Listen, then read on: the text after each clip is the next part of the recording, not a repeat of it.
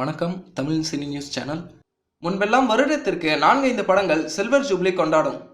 அதாவது 25 வாரங்கள் 175 நாட்கள். இப்போது 4 நாள் ஓடினாலே அது வெற்றி படம் என்ற நிலை வந்துவிட்டது.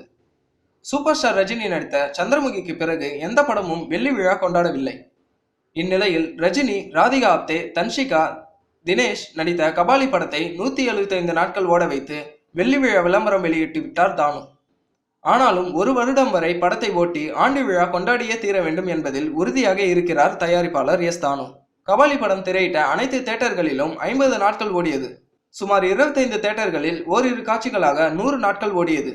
மதுரையில் உள்ள மணி இம்பாலா தியேட்டரில் ஓரிரு காட்சிகளாக 175 நாட்கள் ஓடி வெள்ளி விழா வரைக்கும் வந்தது.